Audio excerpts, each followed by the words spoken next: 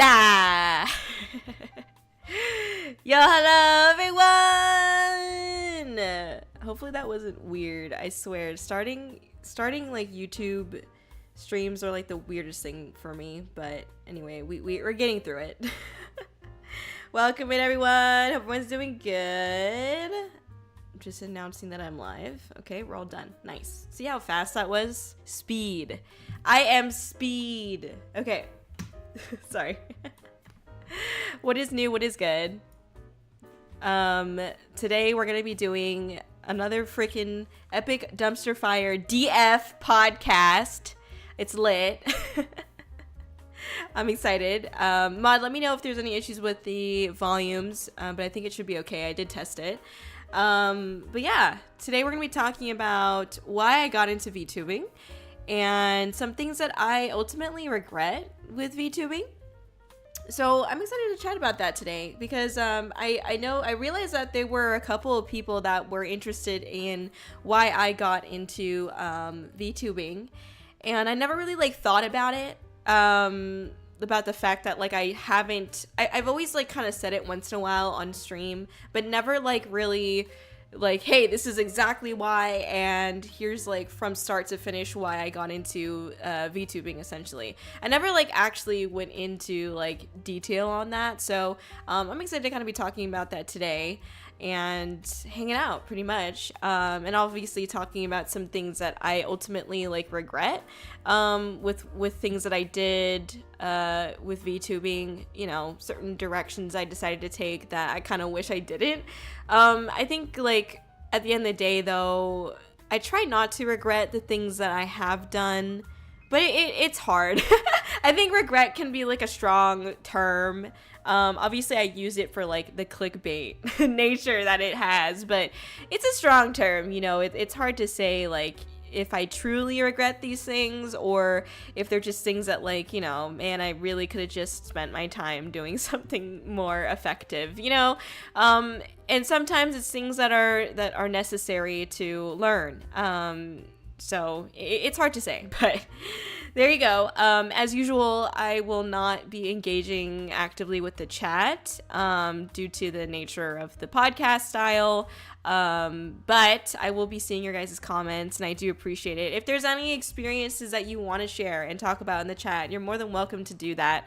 I'm very interested and happy to hear your guys' experiences. Unfortunately, I won't be able to talk like out loud too much about it, but I like to hear about it, and there might be other people in the chat that could learn from your experience as well, which is like part of like what the Dumpster Fire podcast really is, right? Is being able to have an open space in chat and talk about good and bad experiences that we've had in VTubing, and hopefully those experiences are something that you or even I could take away from and learn and grow from, because that's like ultimately what we should continue to be doing as VTubers, entertainers, as human beings in general. So anyway, enough about philosophy. No, just kidding.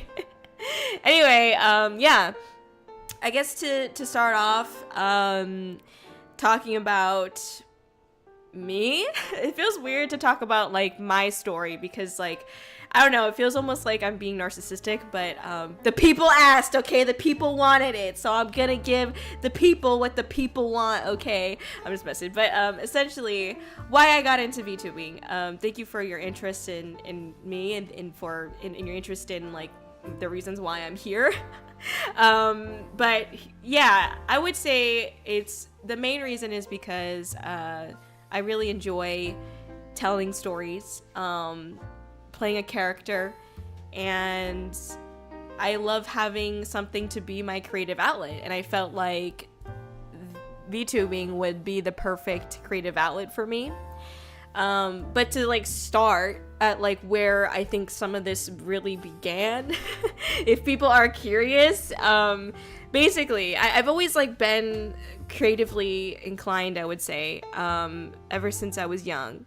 I grew up, and I don't know if this is like me trying to be digging too deep into like, you know, the psychology of why I'm here today, but but I'm just talking about like some of my roots, so it gets some understanding of like why I did or am doing certain things that I do now. When I was young, so I grew up as an only child, and it was amazing. Yes, I won't deny that it was epic.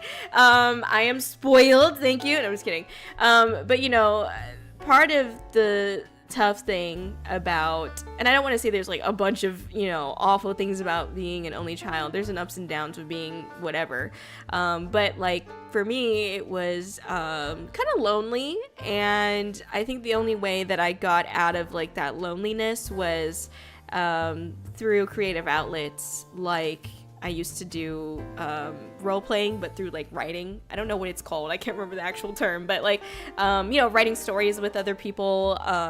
And what else did I do? I played a lot, and we had like a pretty nice backyard, and I used to play outside a lot, and I'd like imagine up these worlds and pretend like, you know, I don't know, I'm like a samurai, or like, you know, when I had this little like, what is it called?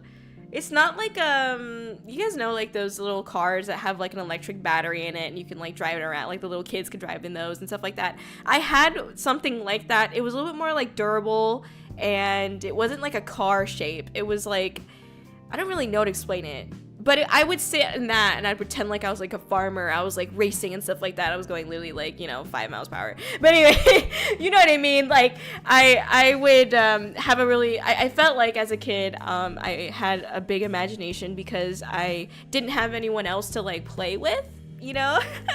I didn't have anyone else to play with. So like I kind of just like, you know, made up these fictionary worlds and just kind of got lost in it.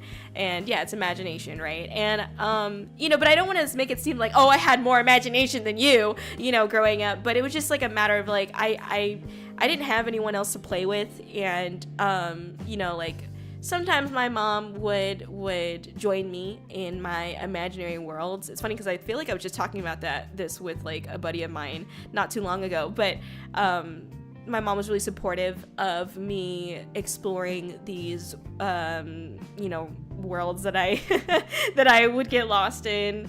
A lot of times she would help contribute if she could. Like a lot of times it was like doing chores. So for example, the first thing that comes off the top of my head is I would like, you know, to make chores feel better, I would make a story with it.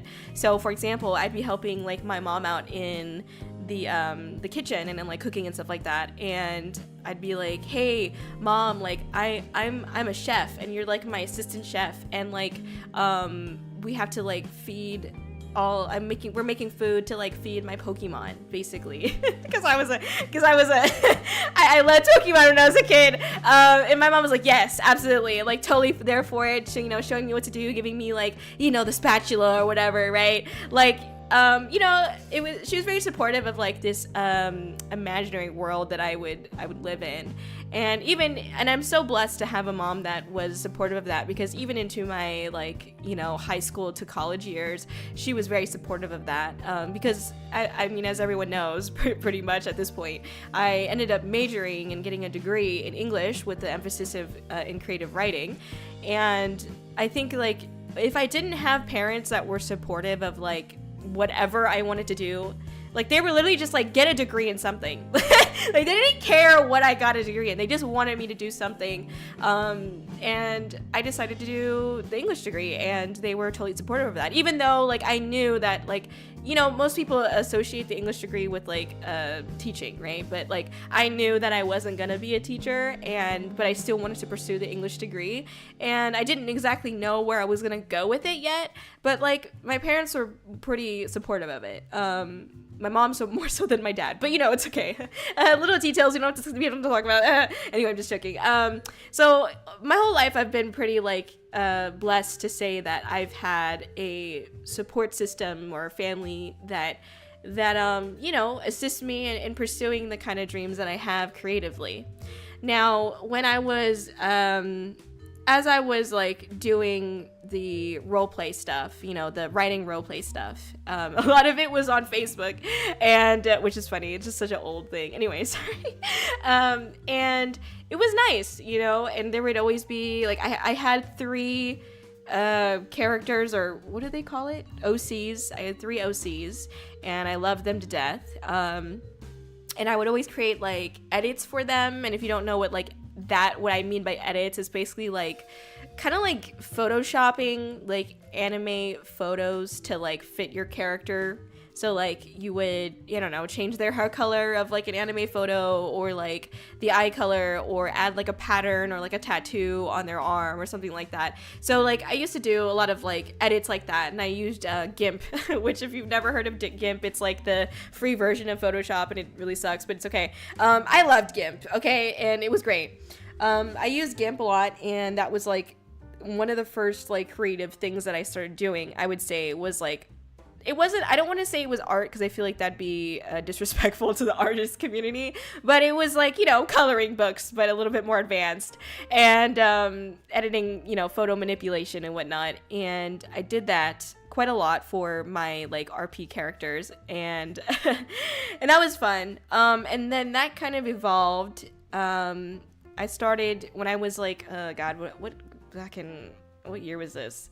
I think this was, I want to say in like high school. I think it was high school. Yes, it was high school. I started a YouTube channel.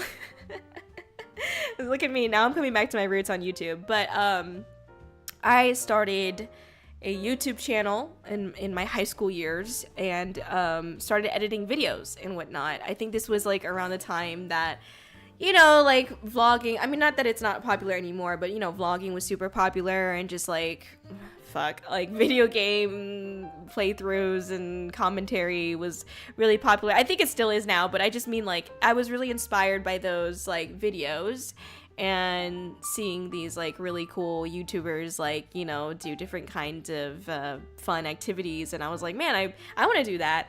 And I didn't have much at the time. I couldn't afford, obviously I was like a kid, I couldn't afford like a nice like video editor, so I just used fucking Microsoft Windows Movie Maker to edit my videos. And by the way, I was a pro, okay? Nobody could beat my editing skills using Microsoft Windows Movie Maker, okay? Thank you. I could still hit that shit today, and I would make a banger ass video, but I'm just messing. But I learned how to use that editing software like a little bit before then, but I started like hardcore doing it, you know, for my quote-unquote YouTube channel. I didn't know what the fuck I was doing with it, okay? I was just living life, but it was a good time. It was a good time. It was a great time, you know, and it was really fun. Like, it was more so obviously just like a me thing, like, you know, obviously we're just like, I'm just in high school, like what am I expecting, right? But I would like make tutorials on like how to do something with like GIMP, for example. So like I had to research and like find a what do you call it, like a program that could help me screen record that was like free, you know. And so like just starting of like finding out how to research for myself and find, you know, appropriate programs for what I'm looking for, that started then. And obviously carried over to now. And then like, you know, recording those videos, I obviously was using Facecam. I did like some vlogging at like my fucking school. just silly AF. But I would do that as well, and just edit those videos. And I did like, I think I did some like semi music things, like definitely did some gaming stuff. And it was funny because like I didn't have like a game capture card. I didn't know how those things worked.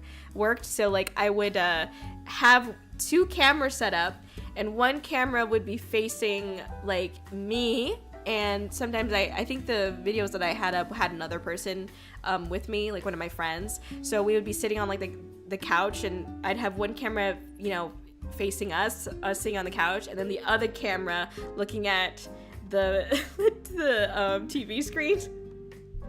So then I would like edit the video to like, you know, have obviously the voiceover of us like talking, but also like the cut to like where we're reacting, because like you can't have like picture in picture in Windows Movie Maker.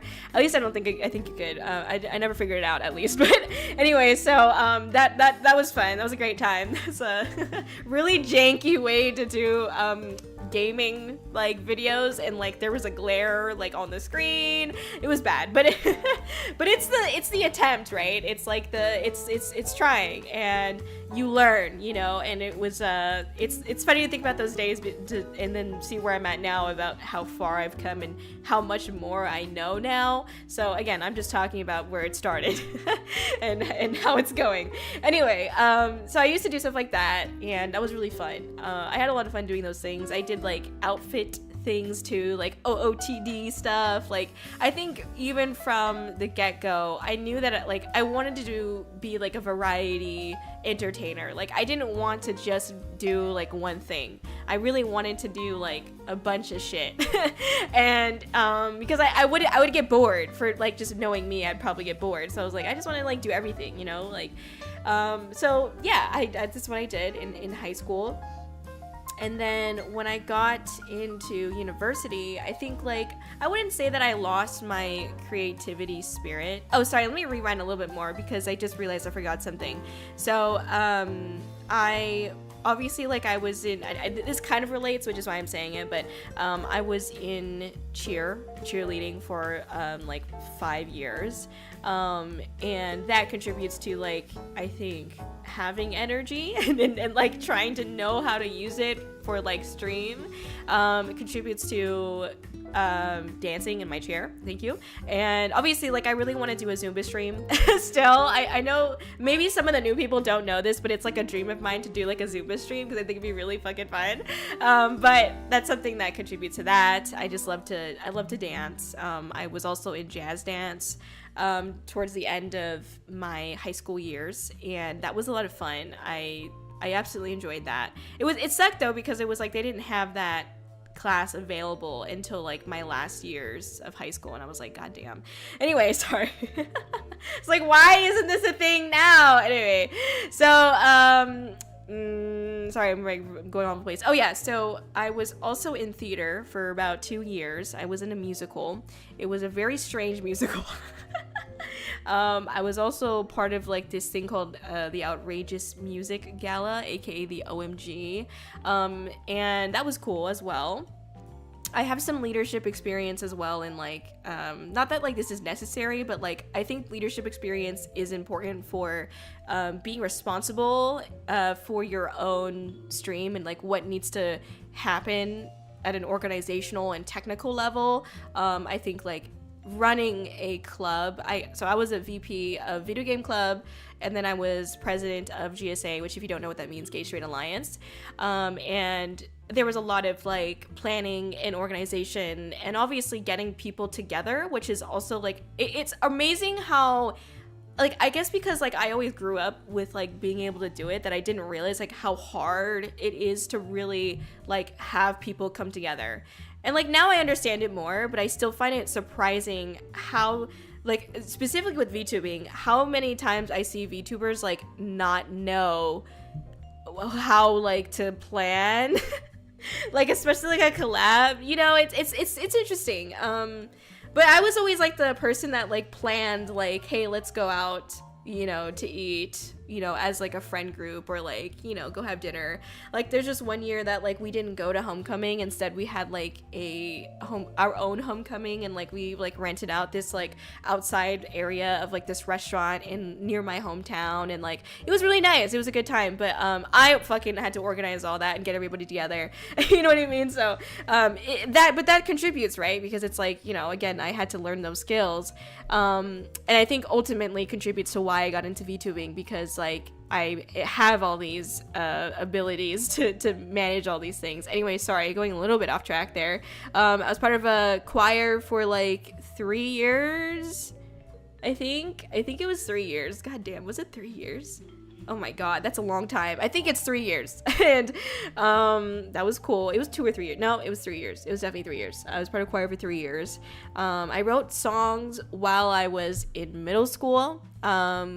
from like when I was transitioning from middle school to high school, that summer was like the first summer that like I really got to be home alone, because prior to that my parents were sending me to like a daycare. But basically when I was home alone, I would like listen to I'd have like the off vocal versions of Vocaloid songs, because like that was during my big Vocaloid phase.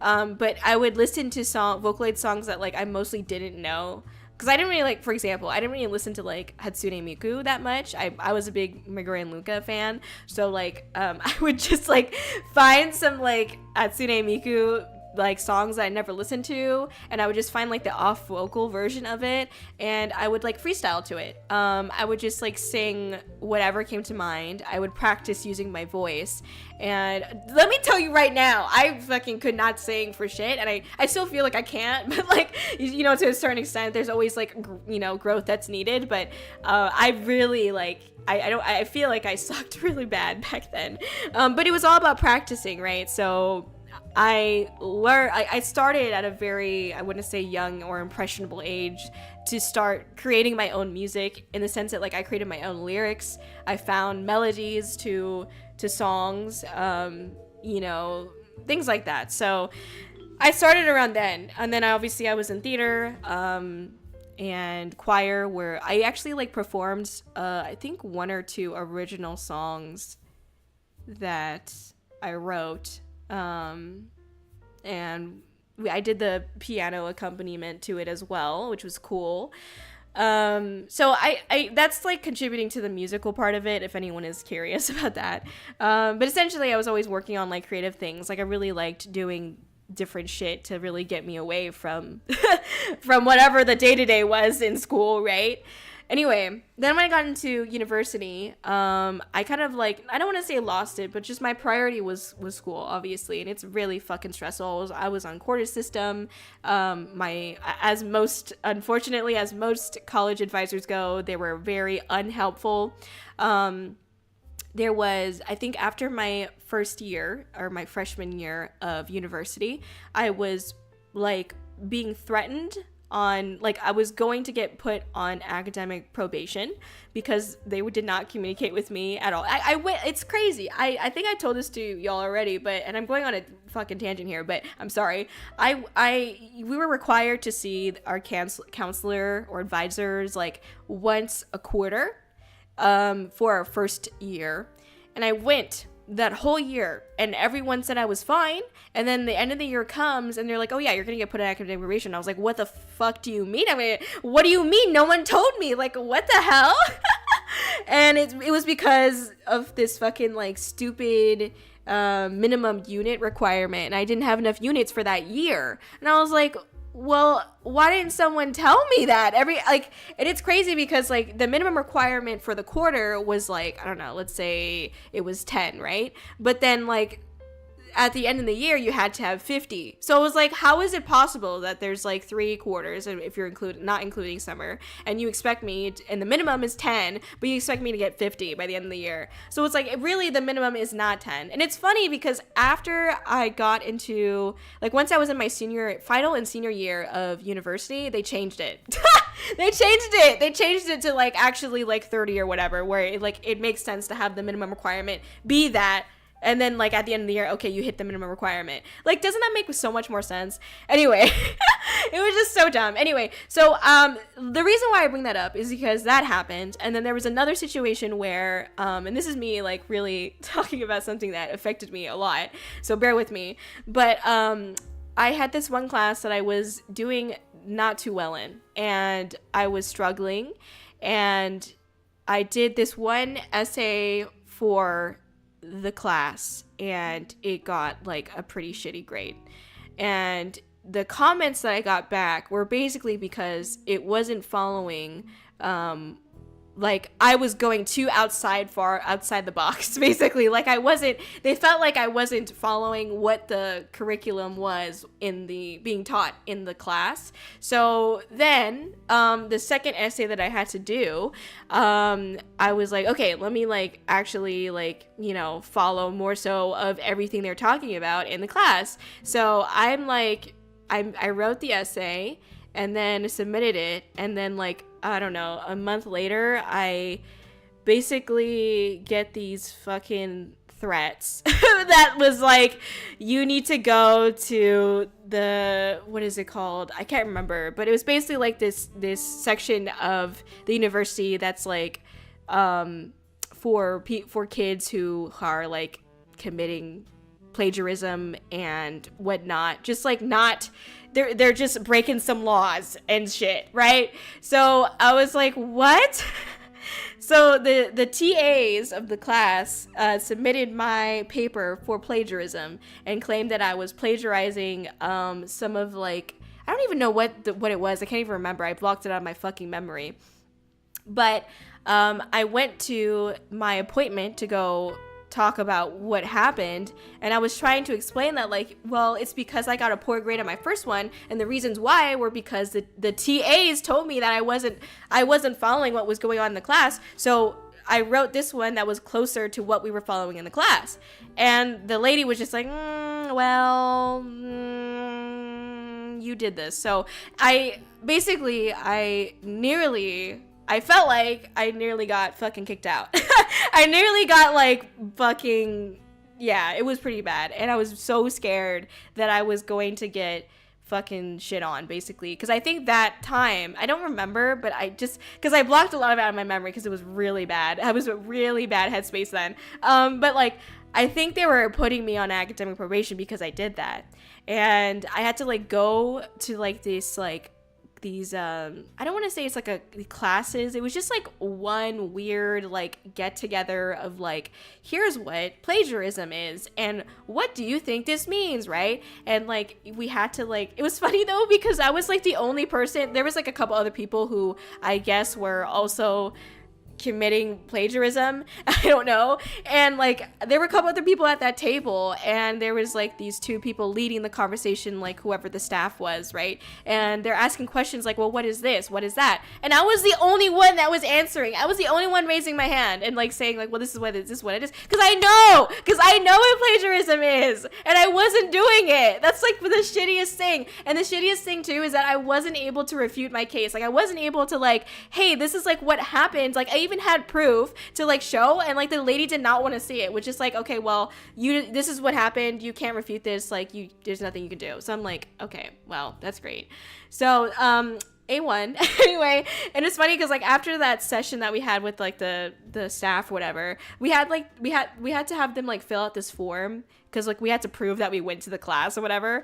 And it's funny because like at the bottom it would say like, oh, the student contributed to the conversation. It was like a checkbox. The student like answered questions. The student understand, like, right? And like they like the staff was like smiling and checking off those boxes for me, but all the other kids, they had a frown and was like not checking those boxes off but still signed it. I was like, damn. So I mean, it's kind of ridiculous, but I just remember being in a really shit, like really shit headspace at that time. And I actually created a quote-unquote album. I don't want to say it's like an album because like I feel like it's not, because obviously I never like published it, and like, you know, there were some beats in there that obviously were not mine to own. But like I made oh god, how many songs were in that? I lost it. I don't have it anymore, but there's like, I think it was like 8 or 9 tracks on that quote-unquote album, and it was like my way of getting out the frustrations and anger that I had towards the education system, question mark, and just like myself too, because I was like going through a lot of changes, you know, in my mindset and whatnot, right? Like it was so I started doing a lot of more musical stuff, I would say, in my university years, and yeah, it was fun. I have a couple of those songs still, but yeah, so I have a couple of those songs. I'll just leave it at that. And they're cool. They're fun. But that's where it started, I would say. And then I think after that point, what happened? Obviously I took my creative writing emphasis classes, and that's where obviously like I really love those classes because like I love writing stories, and like I was able to do that in those classes. Obviously it sucked that I was like in such a time crunch because I was like trying to graduate in 4 years and I needed those classes in order to graduate. By the way, no one knows this, like at least I don't think a lot of people know this, but like the English degree has like the most units, like more units than most other. I mean, I think it depends on your school too, but like at mine, it was like, it was a major that had like required the most units, which I think was fucking ridiculous. But anyway, I literally like, every summer, I like just like I did classes every summer so that way I could graduate, quote unquote, on time in 4 years. Just for me not to have a graduation because of what was going on in the world. So like, I literally don't even feel like I graduated. But anyway, it's great. So that's me. No, I'm kidding. I think after that point, when I got out of university, I had moved back in with my parents, and that sucked because when you go from like living 4 years of just being truly independent and then having to go back home, I know a lot of people have to do it, and I told you know I did it, right? But it was like kind of lame because I was like, damn. This kind of sucks, you know, like I really do have a bedtime, you know, like I can't be loud, like all that shit, you know what I mean? So anyway, that was me. That was me back then. But I, you know, because we were like stuck inside all that time too, because of what was going on in the world, I wrote some more music back then. And obviously too, I was, after I graduated, like as soon as I graduated, the week after, I just like slept for like a week, I feel like, after I graduated. And then I started working. I started my big girl job. And I also was working another job on top of that. So for, I think like a year and a half, I was working like, or no, it was only like a year. I was working like 2 jobs at the same time. And it was really bad because like I basically like woke up at like 6 and then I worked until like sometimes until like, some nights it was like 9 o'clock, I swear to God. But let's just say like, you know, 7 to like 5 shift, right? And then I'd eat dinner, and then like until like, I want to say like 11 o'clock, I'd be like literally working my second job. So I'm, in a way, I mean, I've been told like, oh, workaholic, you know what I mean? But like, I didn't want to do it, and I was realizing like how much my mental and body health was being affected. Like when that was happening, it was such a fucking blur that I don't remember. And obviously like because of the things that were going out in the world, there was nothing to do other than like work. And I was just like, well, I want to save money. Like I want to like be able to get out of this house respectfully. I want to get out of my parents' house like as soon as I could. So I was just like working nonstop so that way I could get out of my parents' house and, you know, be independent again. Yeah. So I'm kind of like someone who, I still do that. Like I will get up early even on weekends and just like work until like I basically pass out. So that's pretty much still how it is now. And it's like both a good and a bad thing. It's a curse and a blessing. And that's not to say that I don't take breaks and I don't have lazy days, but they're a lot less frequent because of all the things I have to do. Anyway, blah, blah, blah, blah, blah. I also, sorry, I totally forgot to mention this. This is direct correlation. When I was in university, like, I want to say my junior year? I don't know. I don't remember when exactly, but, I actually streamed with a face cam for some time. I don't want to say it was a long time. I think it was only like a couple months that I streamed, in using a face cam. I was obviously like really into like cosplay starting my junior year of university, which is like one of the most expensive fucking hobbies to get into. Yeah, I was in cosplay around then, so that was like, I don't want to say, I don't know, that was like another big creative outlet for me was cosplay, because I got to work on, you know, really cool projects and props and whatnot. I learned how to like solder things and like how electrical units more or less work. I learned a lot of different shit that I really didn't need to, even though I wasn't like an engineering fucking major or anything like that. But it was nice because it was a nice like getaway from my the English degree that I was aiming for and all the hard work that I was doing for that. So it was something. But how does that all relate to how I am now? Sorry, I know that was a very long tangent to go on, but it's all relates, right?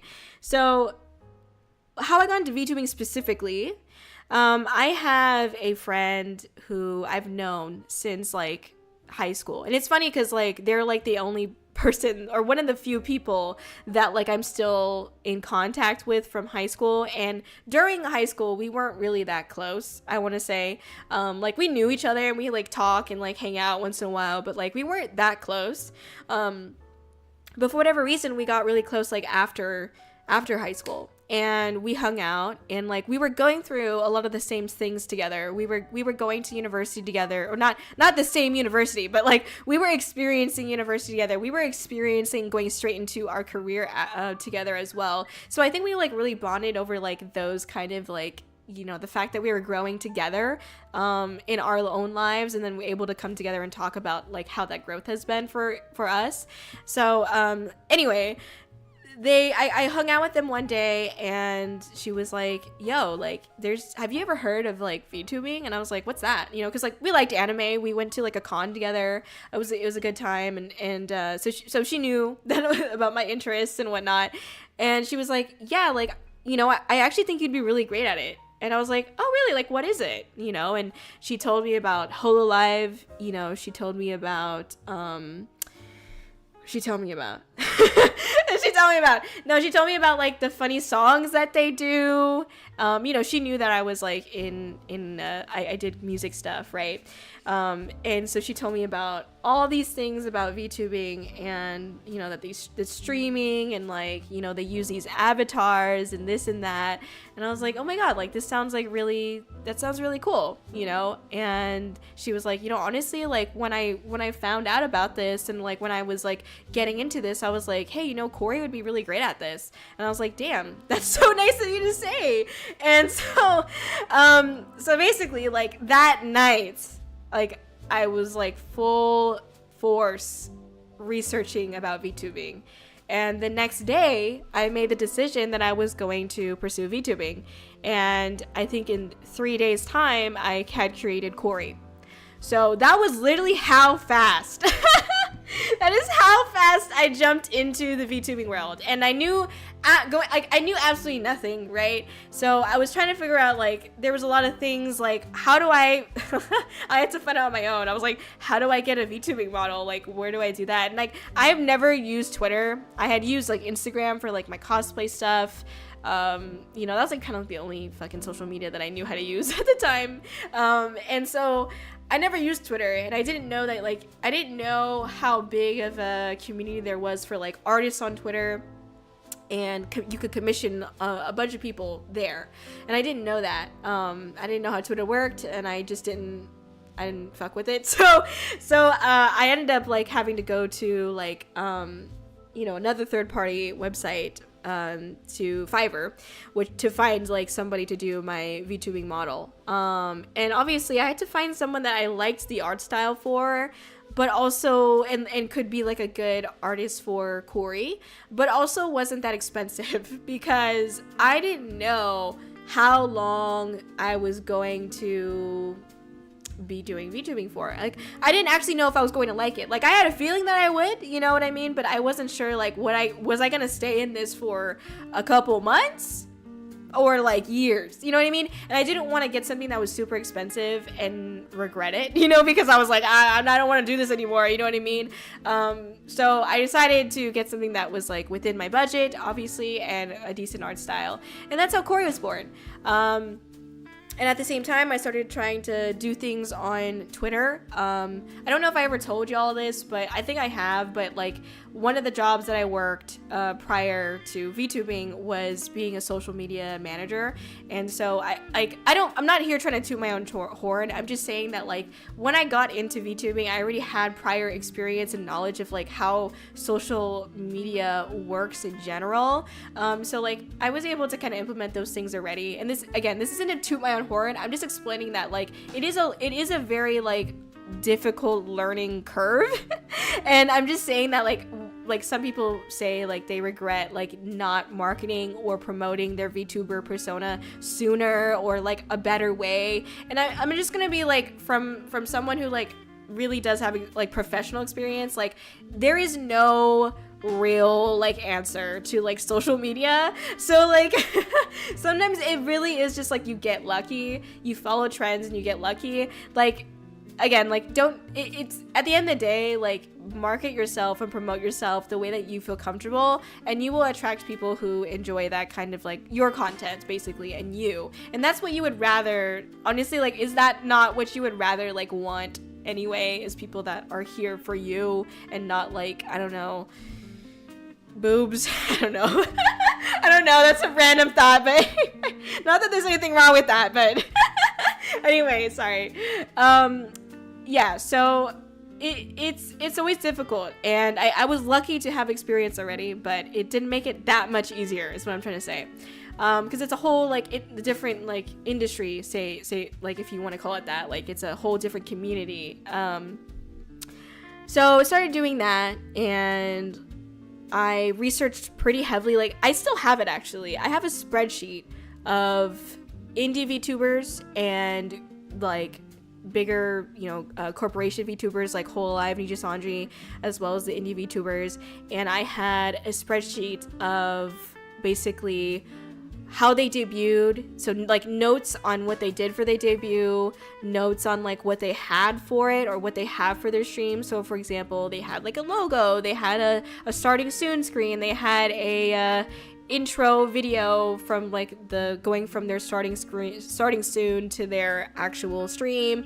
They had their own BGM, so I would gather the notes and of what the other VTubers were doing, like the bigger VTubers were doing, and tried to figure out how I could do a lower Dollar Tree version of those things. Like a lore video, for example, right? Usually, like, you pay, from what I could tell with these bigger VTubers, they fucking spend an arm and a leg for lore videos, and they look amazing. Don't get me wrong, they're absolutely so cool and amazing, but I didn't have that kind of money to like just throw away at, like, not throw away, but use for like a lore video that I was only gonna use, at least in my mind, I was like, I'm only gonna use that once, right? So for me, I was gonna make my own, and the way that I implemented that was like, okay, I'm gonna fucking like do a draw my life because that's silly and that's cute and that fits my character. So it's things like that where like you really have to like I took the idea from a bigger VTuber, or I took that concept of a lore video that I've seen exist with bigger VTubers, and I turned it into something that like I felt like was, one, obviously within my budget, but two, like fit what I wanted for my character, my stream, my content. So there's that. I still have that spreadsheet. Like I had collected so much research and notes on what people were doing, and that's the only reason why I had seemed like I was prepared for my debut, is because I did so much research prior. And yeah, pretty much I just like, when I had my first stream, I had my debut stream, and I enjoyed it. I was super nervous, but like I think it was cool. It was different. I was kind of used to like talking to myself anyway, like when I did things. I know a lot of people say that, but like for me, like I literally will just have full-on conversations with myself, and because I'm crazy. I'm just kidding. But like it worked out for me, and I think really, like, again, to answer the question, what got me into VTubing, it was because, like, I wanted to follow my creative outlets, and I do enjoy, more or less working on those things, being busy with like things that I'm passionate about, because I am passionate about, as I mentioned before, creating worlds that people can get lost in, creating characters that people can relate to, having this imagination since I was young, it continues to inspire me to follow these dreams of mine. And part of that was following VTubing, because I felt like this would be a really great place and outlet to be able to express myself and my passions and my dreams and my writing capabilities, as well as the personality that I have. So so there you go. That's why I got into VTubing, was like mostly because of the creative outlet. Now I will say that like it's something that I sometimes feel like I need to remind myself, because a lot of times the goals shift, and sometimes they shift without you realizing it. And this is me kind of like trying to leeway into the regrets part of VTubing, for me at least. A lot of times your goals will shift, and again, you don't even realize that it's shifting, and your expectations for yourself, for your stream, for your viewers, for your content, they move and change drastically, and you start to get in these ruts, and you're just like in a shitty headspace because you're like realizing or because your goals suddenly change without you knowing. And I think that's happened to me a lot, and I have to keep reminding myself that my goal when I got into this was to use this as a creative outlet, was to use this to have fun and to be able to express myself and my passions. And it's hard because while you're doing this, it can feel like, damn, what, like at the same time, like I want to show people, and I feel like it's hard when you see numbers that are shoved at you by social media, by OBS and stream, like, statistics, analytics, YouTube's up my ass, like, well, here's how many viewers you had, here's like this and that. And it's like, it's all these numbers, like, it's so easy to draw you away from like the reasons why you got into, VTubing in this case. And it's so difficult because, as I say, like I got into this because I'm passionate about my creative outlets, right? But when I look at when these numbers are being shoved down my throat, I'm like, why do I suck? I was like, what am I doing wrong? I mean, because I feel like, yes, I have all these. I feel like I'm proud of the ideas that I have. I'm proud of like the work that I've done. At least I want to be. But then I get such bad reciprocation, is what I feel like, or my expectations are too high or not aligned with what the project is, and I'll talk about that in a second. And because of that, I start to feel regretful in a way, because I feel like, damn, like, what am I doing wrong? But it's because my goal suddenly shifted. As I said, my goal when I started has been, creative outlets, passionate shit like that. But then, like, when I look at the numbers, my goal suddenly shifts to, I want to show people what I have. Like, I want more people to see me. I want more people to experience my creative outlets, experience like my game, for example, experience the album, and to enjoy my content with me because I'm proud of it, right? But the problem is that like those two goals, they are separate from each other. They are not the same thing. They can be connected sort of, but like they're ultimately, like, the things that you have to do for them, excuse me, I'm burping, goddamn. The things you have to do for them are completely different, One of them is you just have to put in the time and energy and effort to learn and create those projects. And the other one is, like, you have to put the time and energy and effort into promoting and marketing yourself and your character, right? So it's very, like, it's counterintuitive in a lot of ways, and it sucks when, like, I feel like a lot of VTubers don't realize when their goals suddenly shift. I see a lot of VTubers, like, they start off and they're like, they debut, it's amazing, it's all unicorns and sparkles and rainbows, and then 3 or 4 months in, people, that explosion that they had with debut of everyone coming and looking at them and seeing them for the first time and all that brand new shiny VTuber stuff goes away, and people start dropping off. And about 3 to 4 months in, and you're left with like, what the fuck did I do wrong?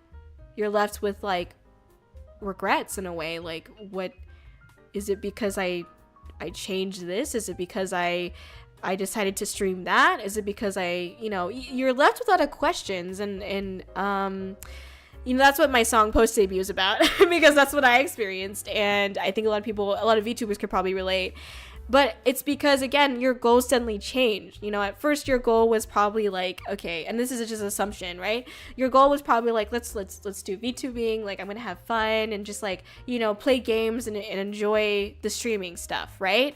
But then somewhere along the way, within that 3-month period, you're suddenly like, oh shit, like I want to have an audience. I want to have people like, watch me, or like I want to share in this moment with more people.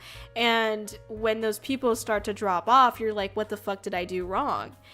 But again, like it's something that I don't think a lot of VTubers realize. It's that their goals shifted and they didn't even realize that it was shifting.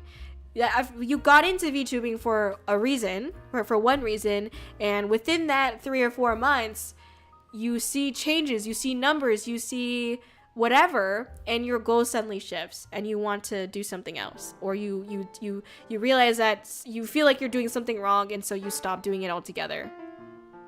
And I see a lot of VTubers doing that, and I don't hold it against them at all. I just wish it was something that I could communicate better to people, like, hey, like, don't give up. Like, yes, it feels like shit right now, but however, like, are you sure? Because like, did your goals change? Because I think that's definitely a possibility. I don't think people I don't think people realize that their goals change significantly every couple of months. Even my goals change significantly every several months, and it's inevitable. It happens to every streamer, every person. It's just like innately who we are. Whatever we're soaking in at that time is going to affect us in ways that we are not going to foresee, in the past or the future.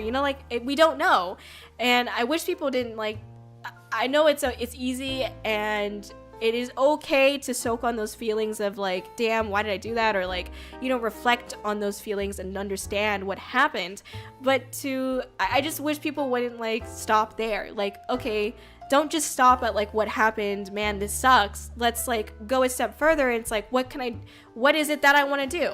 What is it that's going to make me feel happier? What is it that like, how can I be happy with my content and not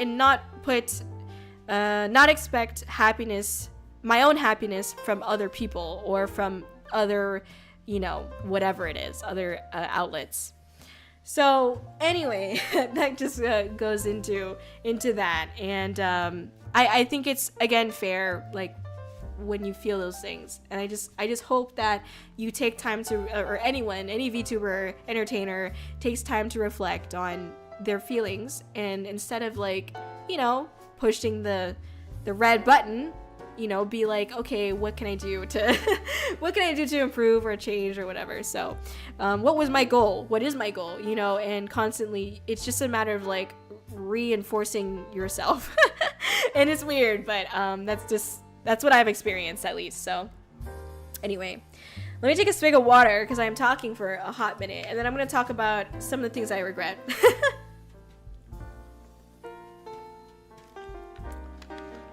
So I hope everyone's doing well. Thank you so much for being here, all the lurkers or people commenting in the chat. I do see your comments, thank you.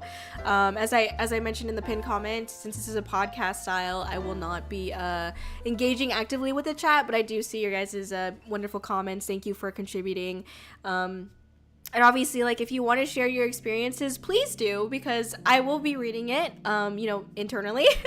And also, I think, as the podcast is, sharing your experiences, whether that be negative or positive, can potentially help somebody who was in a similar situation or could future be in a similar situation. So it's all like us trying to be open and learning and growing. So if you have an experience you want to share, please do. It's totally an open space to do that. Anyway, thank you, everybody. So let's talk about some things that I regret. Yay! Sad shit! Let's go! Anyway. So, man, I have a little bit of a list here that I could go into. Oh, it's so great. Okay. So let me talk about one thing that I kind of touched on just a couple minutes ago.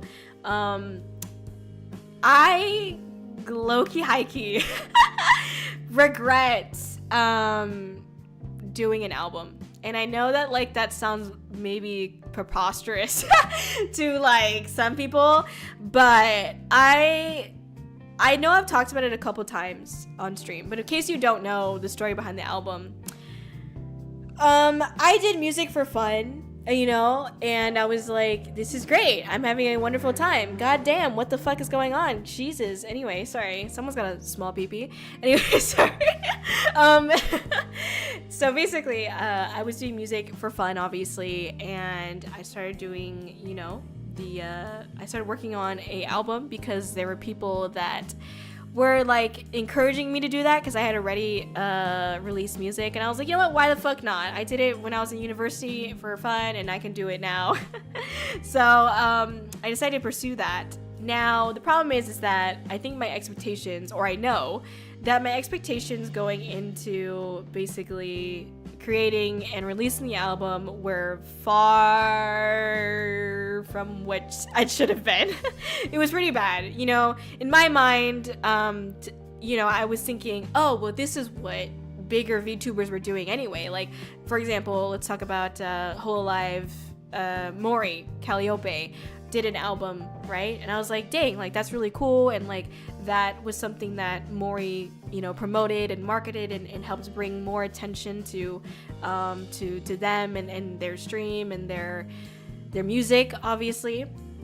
So I was like, fuck yeah, let's fucking do an album, you know? And I spent a lot of time on that album. I took a break from streaming to work on the album. And then I came back from that break and was like, okay, let's fucking do this. And I marketed and promoted the shit out of that album. More than I marketed and promoted my debut, my most recent debut, which is ridiculous, right? Anyway, and I felt like, how do I explain this without sounding like an asshole? It's hard to not sound like an asshole when you talk about expectations, right? Because I didn't even realize I really had these expectations until I thought about it and reflected on it afterwards. But I think I was really expecting like, hey, like people are gonna come to this, like they're gonna be hype about this fucking like, you know, new album. And I even got like these models that were just for the album debut, you know, like I got these assets and whatnot. I did an overhaul like of like my stream, you know, new background, new panels, new fucking alerts, and I think even emotes. I don't remember at this point, but yeah, basically I did a lot of changes and upgraded a lot of things. And it was tough. I remember feeling on the album release stream, I felt like crying. And I don't think I did a good job of hiding it, but I felt like crying. And it was because I felt like I did something wrong. I was regretful because I felt like that the project that I worked on, that I spent, you know, months toiling over, basically no one cared about. And it sucks because like I can't expect anyone to care about my projects, and I learned that so much, like so hard. I learned that the hard way, I think, like around that time, and or at that time, that I can't expect anyone to be interested in what I do. At the end of the day, I have to be the one responsible and accountable and the most interested and excited about the projects that I do. Otherwise, it won't get done. Otherwise, I will feel like crying on stream. So I was pretty sad. And I just remember like after the stream ended, I was just like, damn. I just was like, it was pretty sucky. And then after that, I got like a flood of just like trolls and hate DMs of like, the fuck shitty ass shit is this, you know, VTubers can't shit, you know. So, you know, that was cool, A1. And then I had a bunch of people like because I was on a break and then I came back and was posting a lot more on Twitter. I had a lot of people like realizing that I existed again and was like, hey yo, like let's do some like collab shit. And I don't know how many people were here for the first episode of Dumpster Fire, but I mentioned that there was a character named Brad. I think that's what we named him, Brad, and he was actually talking to me during that time and pestering me and being really rude to me in Discord DMs, asking for a fucking collab during that time when I was right after I released the album, and I was like, god damn, this sucks. So yeah, you know, and it is what it is. And you know, I think I spent so much time doing the album and away from the stream, and it's like, how can I expect, if I'm away from the stream for like a month or a couple weeks, I don't remember how long it was, how can I expect people to come to the stream? You know what I mean? Like, because they're like, oh, well, Corey's just like dipped. You know what I mean? Like, Corey's like busy doing something. And then like a month or a couple weeks, even like a week is a long time, and people can very easily switch interests and be interested in another VTuber or another show, another whatever, another franchise. Like it doesn't even have to be VTubing. Like they're just, things happen in their life and they forget, or they you know, do something else. Obviously I don't want to be the priority in people's lives, and this is what I'm, you know, it basically is what I'm saying, like, you know, and I know that I'm not, right? It's like, people, if you're not here more often, then people are not going to remember that you exist. just it's just the nature of how things go, right? And you know, it sucked because I had these expectations, like people were going to support this fucking album, you know what I mean? And then it happened and I got a lot more backlash than I did support. And I think at that time I was like, ugh. You know, it was just like, damn, that sucks. Damn, that shit really sucked. You see where that came from? Anyway, yeah, so I kind of regret doing an album. I feel like I wasted, not that I well, I kind of wasted a lot of time on that. And to kind of like piggyback off that, I think in a way, just like working on projects like off of stream, it doesn't really pay off. And most, like, for example, the game that I released, it's mostly people that are already watching the stream and care about the stream that are going to enjoy that are going to play the game. People who don't know me are probably not going to play the game, right? And people that just see like, oh, Corey's new game, but they know nothing about me, they're just gonna be like, okay, that VTuber has a game, cool, next VTuber who's live. You know what I mean? Like, I think in the VTubing community in general, it's more about being live, you know, on stream, active on social media. It's not really about, hey, you have a video game. Like, it's cool, but like only if you're already at that point where like you have a fan base, you know what I mean? And I'm not saying that I don't have a really awesome community, because I do.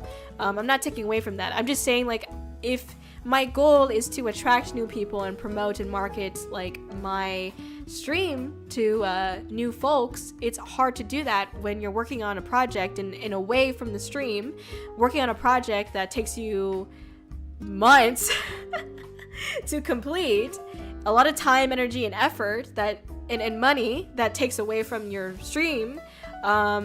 You're working on that and you're not, I mean, how can you expect to attract new followers or engagement or whatever when you're working on a project like that where it literally just takes you away from all that?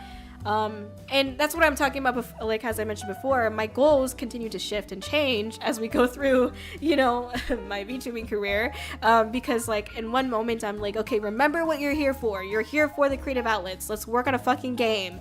But then it's also like, well, I want to be able to share this game with people. I want to be able to promote myself using the game, but that's not what it's for, right? So, okay, I can't promote myself with a game, then I need to, like, figure out how I can market myself. Well, that means I need to be on social media more. That means I need to be on Twitter. That means I have to, like, really be engaging with a lot more people, you know, on a daily basis.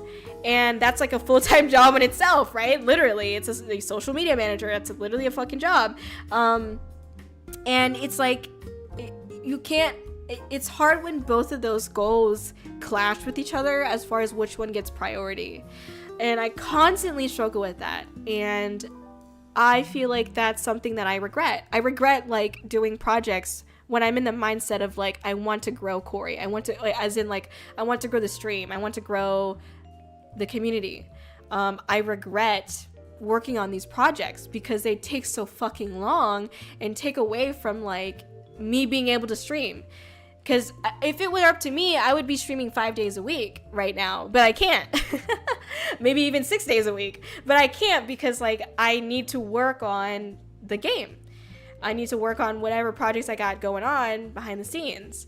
And don't get me wrong, like the songs, the game, like all of these things are things that like,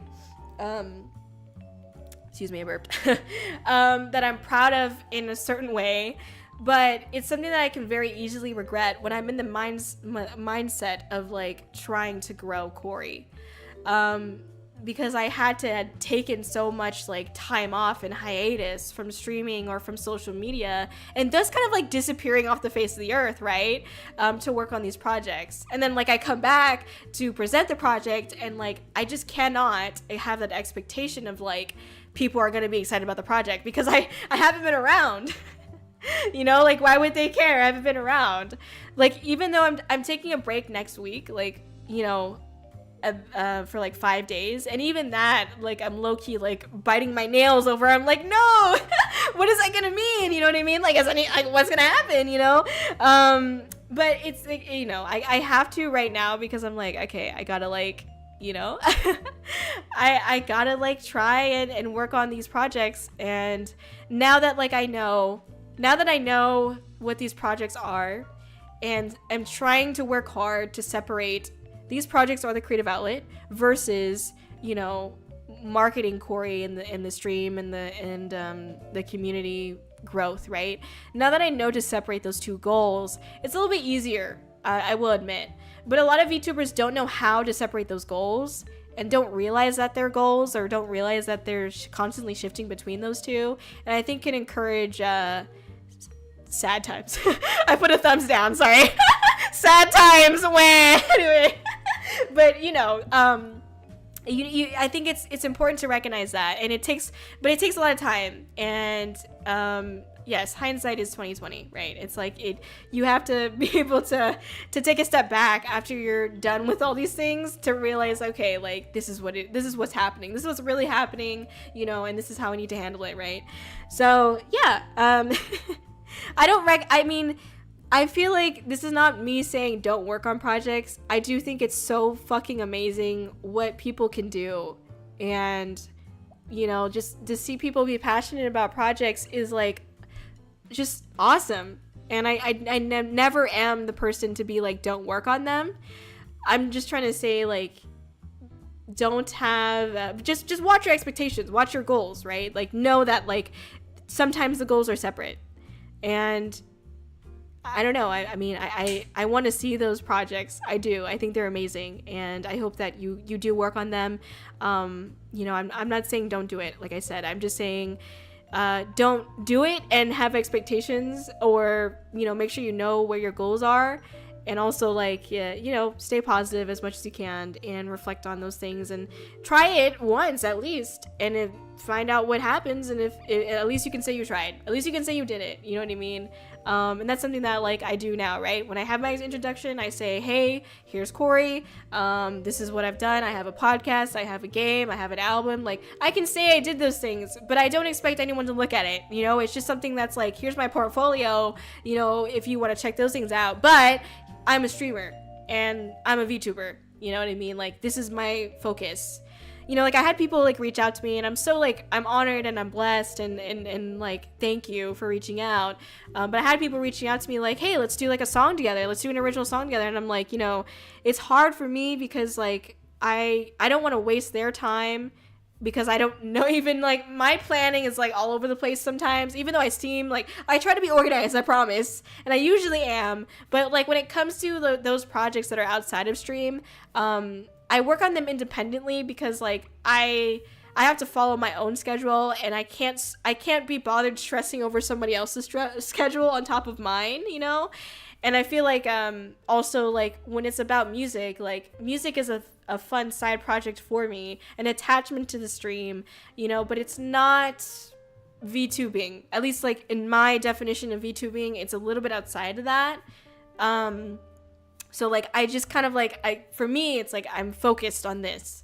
And if I get to do music on the side or whatever, then that's fine, that's fun, that's cool. But I don't want to waste someone else's time because I'm like, yeah, let's do it. And then like I can't commit to that, you know what I mean?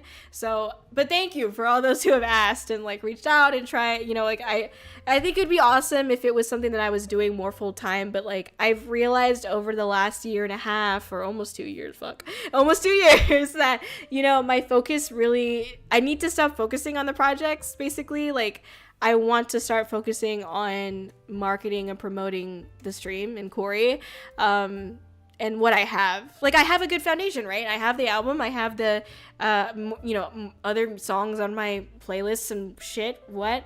Anyway, I have this podcast, I have, like, you know, the game, like, I have so much. I have the second game that's gonna come out, you know, like, I have a lot of things that I could, like, you know, present to people when they come, but the problem is that they have to come here first.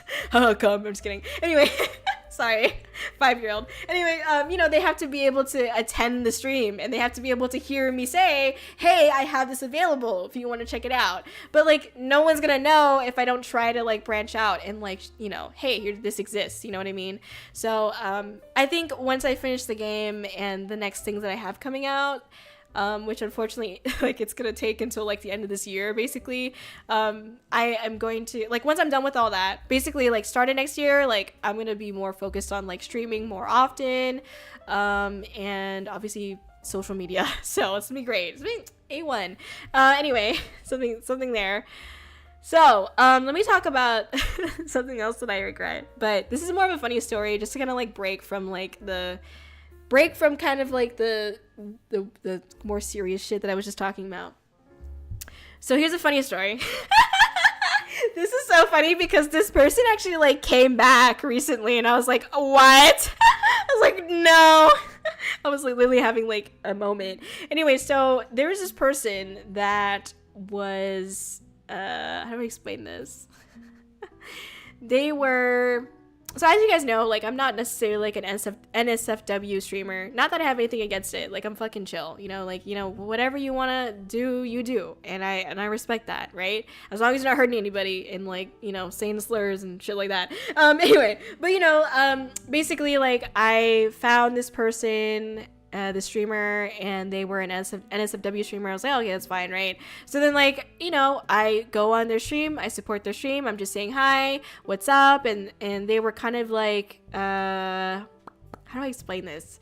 They were very like, kind of like a dom. I think that's what the term is, right? They're very like, you know, bow down to me and lick my shoe or whatever, right? So so basically that was going on, and you know, they greeted me and they were like, so at the time it was like when I was like pretty new to VTubing, and I was under the impression that like when you go to somebody's stream, because this is like how I was handling my stream, like I answer people as Kōri, so I was like, they're probably answering me as their character, and I was like, what were they saying? I can't remember, but I was just kind of like, you know, going back and forth with them, like, oh yeah, you know, like, haha, yeah, like, being like, oh yeah, like I can wear like a May dress, that'd be cute, haha, you know, whatever.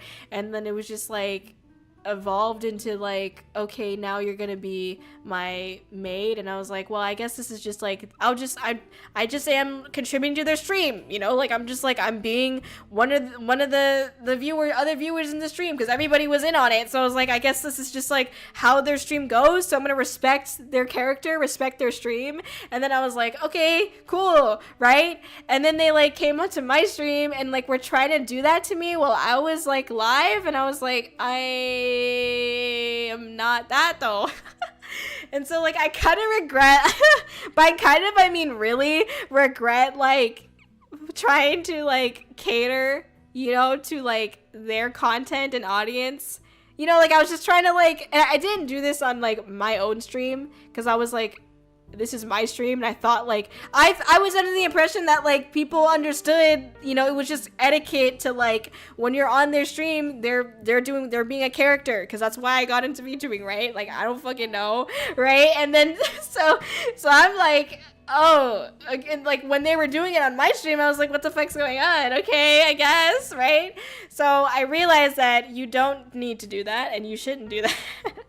And I kind of regret it, because like from that point on, that person was like very much like trying to get me to like collab with them, and like got, I don't know if they commissioned it or what, but someone did like art of like me and their character, and it wasn't like you know, NSFW. It was just like I don't know how to explain it, but it wasn't NSFW. It wasn't anything like thug nasty, but it was very like uncomfortable for me, because I was like, what's going on? Like, we were all fully clothed, okay? There was nothing going on, but it was just strange. And I was like, I didn't want to be known for this, and I didn't sign up for this. Like, I thought it was just etiquette to like be a part of their community and stream, and I thought that they would do that on mine as well, but they did not. They were like 100% still trying to be NSFW on my stream, and I was like, oh, fuck. I was like, god damn it, what did I do? So I kind of regret that. That was great. Thumbs up. That's a little funny story. Yeah. So there you go. Hope you guys learned from that. I'm gonna drink some more water. Anyway. Nothing against them, you know, they're just doing them, and like it was my fault. I should have like known not to like feed into it, but I definitely was. That was my bad. That was my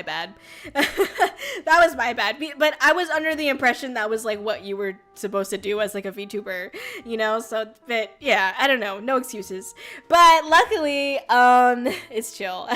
Luckily, they're like not really around, and it's like fine. I wish nothing but the best for them. I know they're getting that bank and doing what they gotta do, and like, you know, all respect and all love, just like not something that I want to associate myself with. So yes. Anyway, let me talk about something else. Let me see. Okay, here we go. So let me talk about this, because I feel like this kind of relates to the point that I was making earlier, not about the NSFW streamer, but prior to that. So this, oh, by the way, this is not me calling anyone out, by the way, but I honestly like kind of regret, no, I do, I regret making friends in the VTubing community. It's kind of sad to say that, and by like kind of, I mean really sad, but I did try to make friends, and friends is such a I hate that term now, by the way. I hate that fucking term, friends. Because like, you know, like the fucking like, ooh, VTuber for summoning circles, like looking for new friends shit, like, man, like, I don't know. The definition of friend varies, you know, between person to person, and I respect that. But the problem is like when other people don't respect that, the definition of friend to me is definitely different from the definition of friend to you. And it sucks because like I don't get how you make friends from those posts, but maybe those aren't really friends. You know, it's probably just a lot of people like just trying to make face, or like trying to seem like they have a connection, but you know. Anyway, yes, I feel like it's been difficult for me personally, because I did try to make friends, and it sucked because like there was a phase where like, okay, there was making friends in the VTuber community, but all they wanted was collabs, and they weren't really like there to understand or support, and that's okay. Like I don't expect friends, I guess, to support the stream, but I wish they would understand like where I'm coming from, and a lot of people didn't understand that because they were just trying to collab with me. So that sucked. That was like the first phase of like quote-unquote friendships, and then after that there was like, okay, here's some people that like they come to the stream and they seem really cool, so let's try to like stream with them, right? And I streamed with them, and they were like amazing. They were cool, right? It seemed fine. And then like we got past that like streamer to streamer to now friend to friend kind of relationship, right? We got through that. But once we got past that threshold, once we got into the friend to friend relationship, it went to shit. Like I started to realize, or like they were giving me a lot of reasons to not want to hang out, basically. And again, this is not me calling anyone out. This is not saying like, this is not one particular instance. This is like a generalization. But there were a lot of reasons why I was just like, damn, I cannot be their friend, because it was like, this is a lot of stress. And I kind of had this rule where I gave people 3 chances on 3 different occasions on 3 different situations. And because okay, so I think my how I see it is that like, okay, the first time, maybe they're having a bad day, all right? The second time, okay, like maybe they're also having another bad day, or they just don't know how to handle this particular situation, right? But the third time, I'm like, okay, this may be a problem, and also they're not addressing that this is a problem. So by the 4th time, I'm like, yeah, this is it. Like that's pretty much like 3 strikes and you're out. By the 4th time, it's like, yeah, no, I can't, and it sucks because like the kind of like quote unquote friend I am can be a very straightforward person. And I don't mean that as like oh, you're a fucking bitch. I never say that, okay? But I just mean like, if someone's like doing something that like I feel like maybe hurting them more than helping them, I will point out like, hey, as nicely as I can, I'll say, hey, I think like maybe you should consider not doing that. You know what I mean? Like I do it through a voice message. I've done it through voice messages before. And it's like, I try to like, just be heartfelt, and like, I'd rather be the kind of person that like, tells you the truth than be the person that's like, yeah, you're doing fine, keep ruining your life. You know what I mean? Because like, I care about, my friends. I want to. But it sucks because anytime I've gotten to that point, I've had a lot of like, pretty much every person be like shut down. So it's like, but the reason why it gets to that point again is because like the 3 strikes and you're out thing. It's like, well, how do I address this? Like, I don't know, and to be fair, some people like, they just drop off the face of the earth and like, I don't have to talk to them again. So that's cool. But it's happened so much, and it sucks because when that phase was going on where, I was trying to make friends more actively and, find people to work with on stream, I experienced like the most like, I guess, drama, even though it's not really drama. It's more like just my own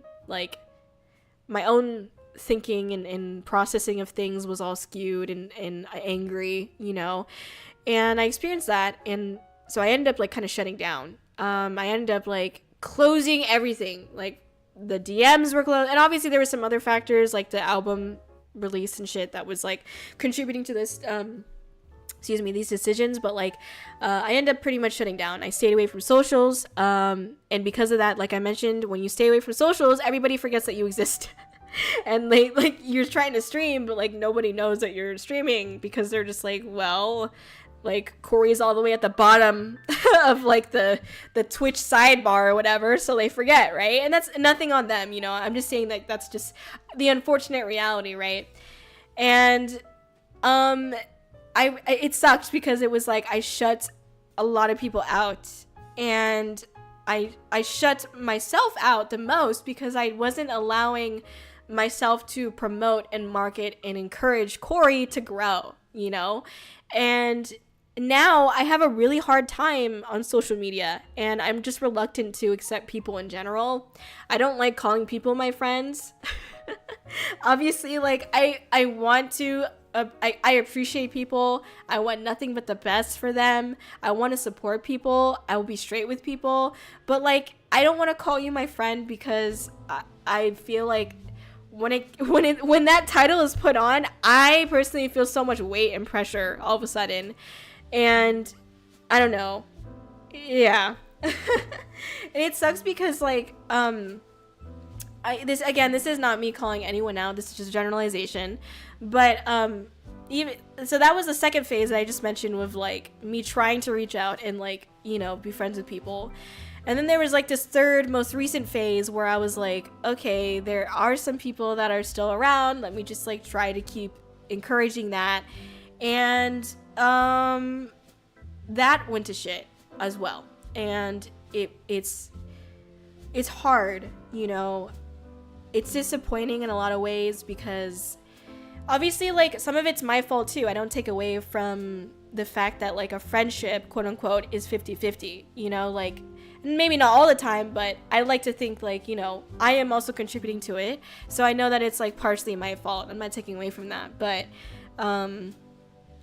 all of the quote unquote friendships that I've had feel like they're not, but like on my end feel like I don't want to call them friendships, you know, and like, and most of them have gone to crap and caused me so much like pain. I don't know how to explain it. I've always had trouble growing up like making friends and keeping them. And it's so funny because like actually now I think about it, it's so funny. Like I don't know if you guys remember, but like when I first debuted back in like 2021, I had gone to like a wedding like a month or two after I debuted, and I had a really bad time because that person called me their best friend. However, I felt like they were talking, like the person getting married, the bride was talking about me behind my back with the other bridesmaids, and I felt like they were not including me in things because I literally couldn't afford to like go on their trips that they wanted to do for like the bridesmaids party or whatever the fuck it's bachelorette party. I couldn't afford it because I was like straight out of fucking university, you know what I mean? Like I couldn't do anything, so like I just kind of was like left out of a lot of conversations, and I could tell there was like some animosity, and just like it sucked. And then I like, you know, was the bridesmaid for the wedding, and like it's so funny because like all pretty much except for the maid of honor, like it was just me and the maid of honor, and all the other bridesmaids like dipped basically. Like after the ceremony was over, they kind of just like dipped and like got drunk because it was like an open bar, so they just like got drunk. But then like, you know, my friend was getting her pictures done with her husband, and like, you know, it was like, and then the husband didn't even, none of his groomsmen were even there. Like I had to go and help the husband with his tie. I was like, bro, you're taking your wedding pictures and your tie is like sticking out funny, like, and there's no guys to help you with this. Like I don't know how ties work, but I'm gonna try to help you, buddy, you know. And so like nobody, and it sucked because like I felt like so outcasted at that wedding, and man. And so anyway, if you guys remember that, now you know. If you don't remember, literally like a week ago I got a text from the bride, and was like, hey Kōri, I miss you, like, you know, how have you been? And I'm like, shit. Because I have not talked to her like for like 2 years. To be fair, like she reached out to me like last year, and I like was like, oh, I'm busy, like sorry, and I never got back to her, and like now she's reaching out to me again. I'm like, this is awkward. Anyway, so that's that. Anyway, sorry, but it's just funny because like talking about like friends and shit like that, she was someone that like I had to walk on eggshells a lot with, because like I remember I made this one joke, like we had a really great day and we were just like hanging out, having fun. I was like treating her, even though she was like I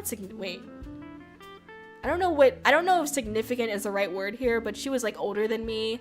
Like she had like a house, you know, obviously was engaged, had a cat, very cute cat. Sorry. And like, you know, had a career and stuff like that. And I was still in college. And I was still like, I was like the one that was like paying for everything still. That's just how I was raised. But, you know, I was paying for everything. I was like driving, you know, and I felt like we had a great day. And then at the very end of, like, we're having dinner, and I made like a joke that was like teasing her about something jokingly. And then like her mood was soured for the rest of the night. And I didn't know why. I thought something happened, but like she just like did not want to talk. And I was like, okay, well, you know, you could just head back if you want, you know, like you don't just, I didn't know what was going on. I thought like something happened, you know? So then I find out like the next day, you know, that she was like upset that I said that one joke. And I was like, what? I didn't even, like, it was a joke, and I said it once, and like why did one sentence I say dictate the rest? Like we're having a great day. It was one of the last things I said, and I was like, what the hell? It's the most weirdest thing. It was so strange, and I was like, you know, I can't do this. Anyway. But then she invited me to be in her wedding, so I was like, God damn it. Anyway. I love getting myself in really awful situations, don't I?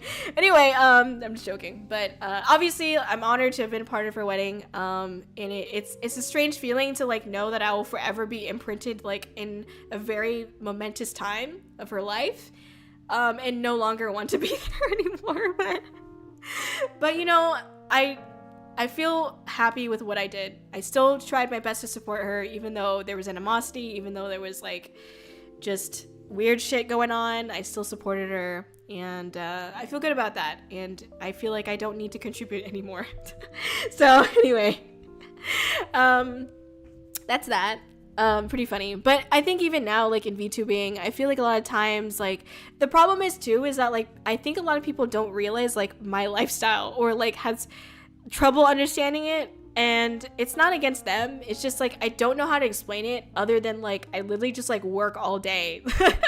And it's just like this is how I choose to live my life though, because like there's goals that I'm working towards constantly, and it's like, you know, it's become like less of like the day-to-day goals of like, okay, like today my daily goal, like today's goal is to fucking make cupcakes, you know. It's like, and then just be proud about that, you know. Like it's less about that now in my life and more about like I need to make cupcakes so that way I can, you know, because the cupcakes are going to contribute to my ultimate goal of X, Y, and Z.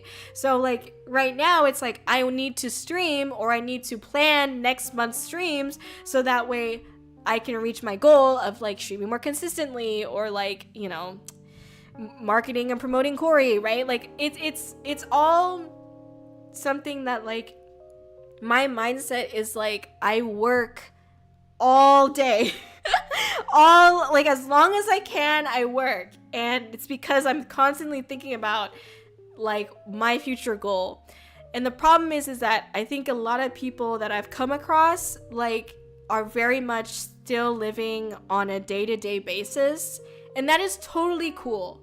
At the end of the day, like that's also what I'm doing in a way, but like their mindsets are very different from mine, you know, and they probably feel more able to relax, and they should, you know, you should have time to relax. Obviously I support a healthy lifestyle, but you know, it's hard to explain to somebody who like, or to people who live that way, you know, like how I live my life, because it's just it's two different worlds almost. Like it's foreign, you know. I don't really remember how to live like that anymore, and because of the way that I choose to live my life now.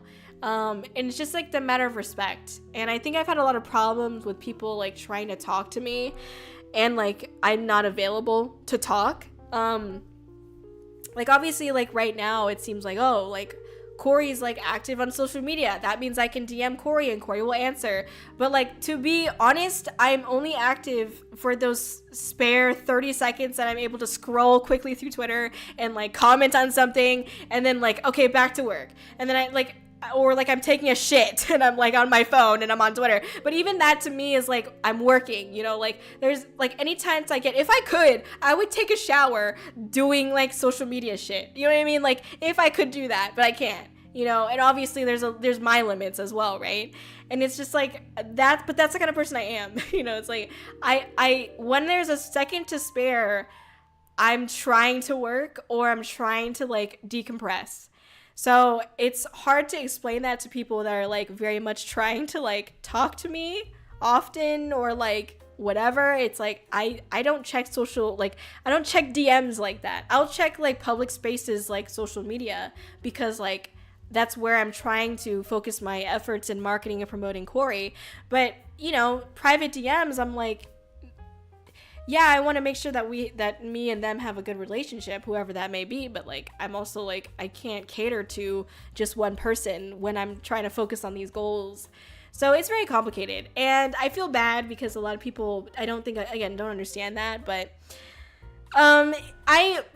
all in all, to say that, like, again, it's regretful to have had experiences with with certain people who I tried to make friendships with, and but the lifestyle that I live does not always allow for those friendships, or does not align with like the kind of friendships that people want. Because, you know, like my definition of friendship varies from, obviously not varies, but is different from other people's, and other people might expect like, hey, talking every day equals friendship, you know? But for me, it's like, I don't even talk to, you know, the person I talked about earlier who got me into VTubing. Like, I talk to them maybe like once a year, maybe. But like, we are still great friends, you know? We just don't need to talk every day. But I talk to her maybe like once a year. Sometimes it's even every other year, you know? But we can like sit down, hang out, and when we're able to give, you know, and when I'm able to give a piece of my life to them and they're able to give a piece of their life to me, then we can sit down and hang out and talk about shit. You know what I mean?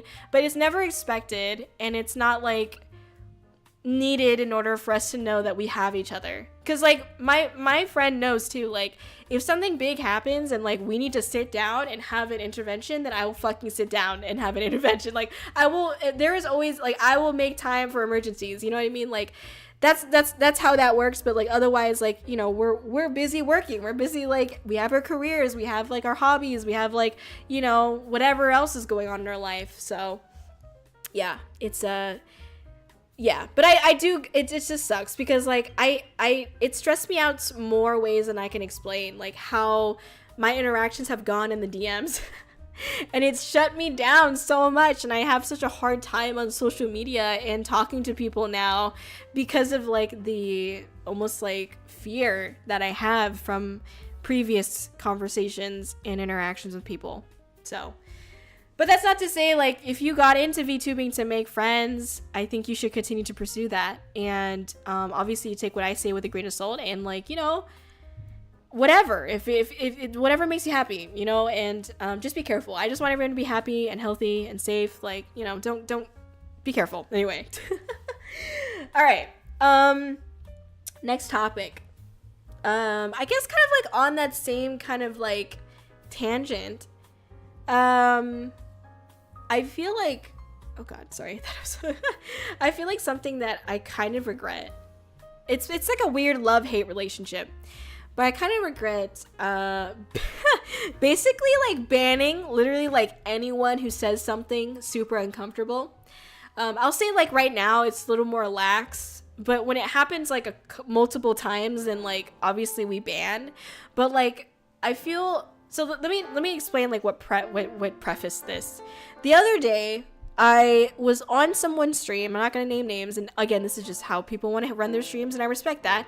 I was on someone's stream and they were playing this game and just like allowing the chat to basically, it wasn't one of those things where like the chat could play the game like by using commands. It was literally just like they were letting the chat like bully them into doing things. I don't know how to explain it. Like I don't want to say what it was because I don't know if it's like, I don't know, calling anyone out. That's not my intention. I'm just trying to explain like, you know, the concept of what was going on. But basically like it was so clear to me that like the streamer was kind of uncomfortable, and that like the chat was just full of like these 7-year-olds who was like, oh, why don't you do this, or like why don't you have that, and just like one, backseating, and two, like just like complaining about the overall quality or features of the stream. And I was just like sitting there like, why are you standing up for, like, why aren't you doing something? Like, I don't understand. Like, I don't know if I'm just like an aggressive person, but just like I don't deal with that. Like, but part of that is a problem, right? Because it's like, if I let, there were a lot of people that came around that were constantly being annoying and weird and making me uncomfortable that I banned. But imagine if I didn't ban them. Actually, it wasn't even me, it was a mod, but you know. Imagine if we didn't ban them, they'd probably still be around, and that would be one more viewer to my viewer count, right?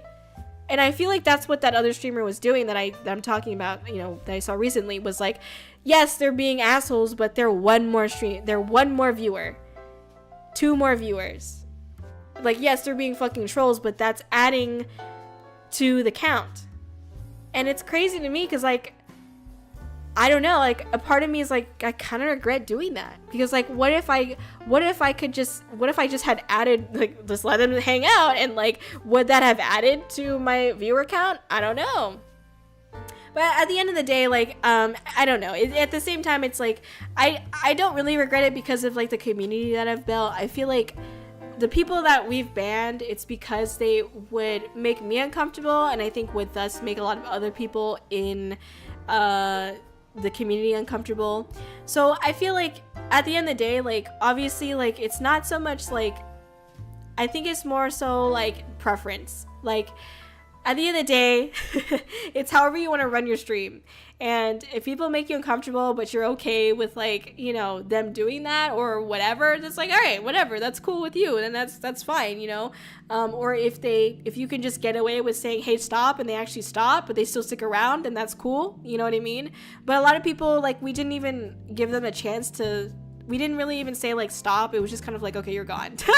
Yeah, that's kind of how it was. I think now it's a little bit more lax. Like, I'll try to give, like, a warning, and I think so does the mod. But for the most part, it's like, once we give you the warning and you keep being weird, it's like, okay, you're gone. And honestly, like, you would probably want people that enjoy your content and support the things that you're doing and your personality and your community versus people who don't. And that are just trying to be assholes.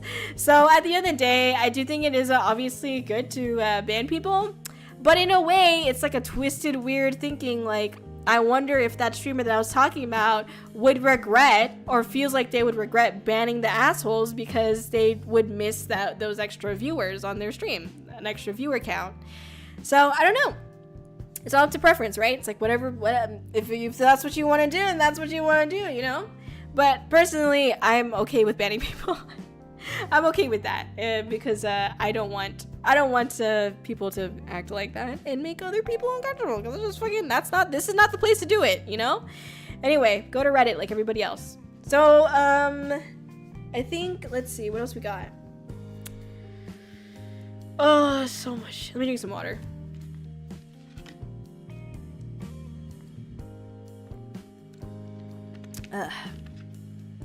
Okay. So, okay, I think one of the last things that I wanted to talk about was this idea of being a variety streamer, and we kind of touched on it like the last podcast episode, but in a way, I kind of regret being a variety streamer because, like, as we touched on last episode, it's hard when you're streaming like one thing consistently, and it's just that one thing. You attract that audience. Like, that's why I think like League of Legends and like Riot Games, streamers like get pretty big. Because there's a really big community for that, and like if you're just streaming that like every fucking day, then you're just gonna get people that find you and they're like, oh, okay, cool, and they just like watch your content, you know, because like you're also playing the game that they like, right? So, but you're doing it consistently, and the problem with like being a variety streamer is that like, okay, I play, you know, League or whatever for a couple days, but then after that I'm not going to play League every fucking day and get sweaty and nasty, you know what I mean? And then all the people that were there trying to watch me play League are like, oh, what the fuck is this cooking simulator shit? I just read one of the games I have on my desktop. What the fuck is this cooking simulator shit? Get this shit off my screen. And they don't want to watch you anymore, you know what I mean? So I think being a variety streamer has been really difficult because like you have to rely on, one, your personality and how you can entertain your stream, and two, really marketing and promoting yourself and your content, because you have to vet through such a larger range of people. Like, versus before, you only have to vet through, like, to find genuine viewers, you only have to go through whoever watches League of Legends, right? But now it's like, I have to vet through whoever watches VTubers in general, right? And it's like, well, that's such a broad scope, right? How do you find that? You know, so it's like, now you really have to focus on, like, marketing more, promoting more, because you have to reach so much more people to find the one or two that are gonna stay. And it's the most like it's frustrating to come to terms with, because you're like, god damn it, you know, it's like, oh shit, man. But it's also like, you know, when it does happen, I feel like it's a great feeling. When there's someone else that comes by a little more often, I'm like, oh shit, like, cool, you know, that's fucking epic, you know, like maybe I'm doing something right, you know, and it's a great feeling.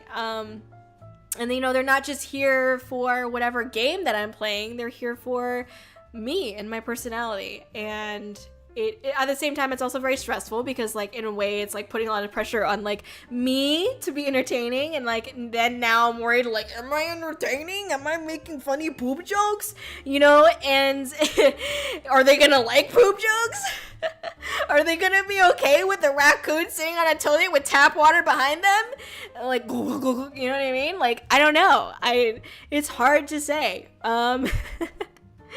But again, it's like, it's hard for me not to kind of regret like being a variety streamer, because like, you know, because like things could be so much easier if I just did one fucking thing every fucking day. However, I know that I would be pretty unhappy. And it's funny because I've seen people like who were focused on one game, for example, let's say like ultimate trombone champ fucking gamer, and they were playing trombone champ every fucking day, you know, 5 days a week, uploading videos on trombone champ, you know, twice a week. And they got like, you know, they got to, you know, let's say like Twitch partner and shit like that. They got like 100 people on their stream watching, viewers. And then the second that they tried to play another game, like Scorn, just looking at my desktop, sorry, like Scorn, they had like 20 people. And like, I'm like, damn, that would suck, you know? Like, I would feel so disheartened, and then I'd feel like people are only watching me because of Trombone Champ, which, I mean, to be fair, it's a fucking epic game. However, I'm just saying, like, you know, like, the person behind the VTuber, or, you know, it's like, that must suck for them. Because it's like, damn, they're just here for fucking Overcooked 2. They're not here for, you know, the rack. You know what I mean? Like, they're not here for me. They're here for the fucking game. And it's like, damn, I don't know how I'd feel about that. You know, I'd feel pretty sad. I'd feel like, damn, I guess I'm just that boring. I don't know. Or like, I don't have good content unless it's this, or like, I'm not good at anything else. Like, I'm a master in trombone champ, and so that's why people watch me, but nobody wants to watch me do anything else because I'm not a master in Scorn or whatever, you know? It just sucks, man. Like, I mean, that I could see the ups and downs of being, you know, one, you know, straightforward, this is what I do kind of streamer, and also the ups and downs of being a fucking variety streamer, you know? I mean, that obviously that's why we're here, but that's why we're here. But yeah, I mean, at the end of the day, you know, I think people shouldn't be too hard on themselves. Like, I know that I tend to be hard on myself on just like in general about like damn, am I doing something right with my content? You know what I mean? But there's really like no right or wrong, unless you're like saying like really offensive things, by the way. Anyway, there's really, other than that, there's like no right or wrong, I would say. And just as long as, I know someone mentioned this in the comments, but as long as you're doing something that you're having fun doing, you will naturally attract people who also find that fun, who find you interesting.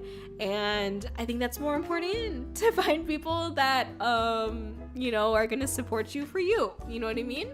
So yeah, it's important, okay? Just do what you enjoy doing and have fun, and people will come and be attracted to what you enjoy and your passions. Okay. So I think as we're wrapping up here, I think, as I touched on before, overall, I've had this feeling of regret on whether or not I was doing the right thing. Like, am I working towards the future that I wanted? And then, like, questioning what I did want. Because, like, constantly, I felt like my wants and goals were changing without me realizing, as I mentioned.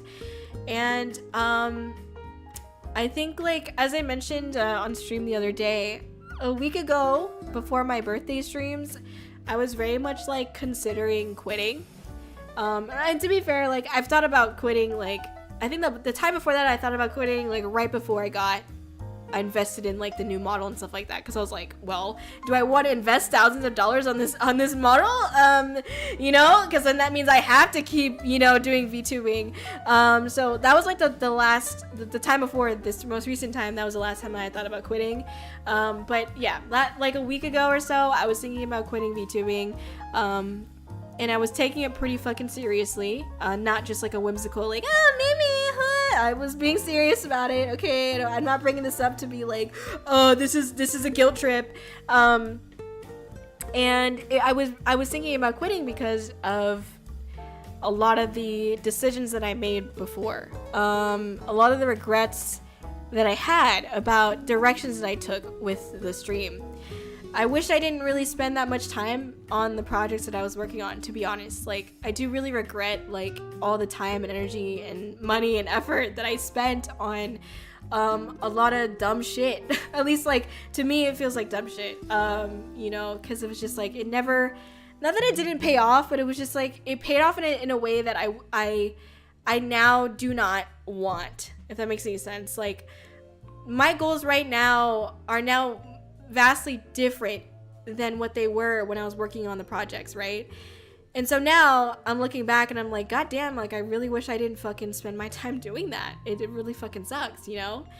And now it's like, I feel like I'm suffering a lot of the consequences from not from I don't know, just from the decisions that I have made before, and with the projects that I worked on. And I'm struggling to find that balance between, like, having fun with these creative outlets that I have available to me, and obviously promoting and marketing and growing Kōri and the channel. And it sucks. I'm no longer, you know, in that rut. I want to say, like, I'm feeling a lot better now about it. There are actions that I'm taking to feel better and to, you know, grow. So it's all a learning experience, obviously. But it was something I felt, and I think, like, a lot of, you know, realizations from it came. Like, as I mentioned earlier, I realized how much I was shutting people out, how much, like, I shut down my social media because, like, I did not want to handle people. And I realized that I was doing that and thus, like, not allowing for people to experience Kōri, because I was shutting Kōri down pretty much, or, like, shutting people out before they could get to Kōri, right? So it was a lot of realization there. And now that I know, I'm, like, making efforts and planning to, like, not do that again, and obviously to focus on new goals and whatnot in the coming months. So yeah.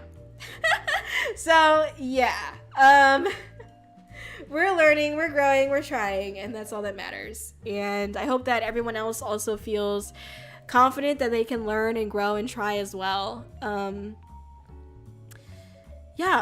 I think as far as that's like my main stuff for the regret portion stuff. I think that's the main stuff. There is like one more thing that has happened kind of recently that I don't regret, but it is something that I know that I will have to talk about on stream. And I don't really like know how to like talk about it. But as I kind of mentioned, there was like this opportunity that I had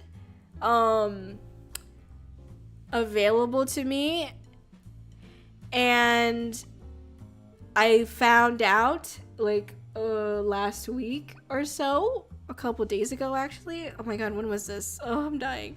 I think it was a couple days ago. I don't know, time is flying so like such weird paces here, but I found out that opportunity had been terminated, and I'm kind of like at the point where I'm like, no.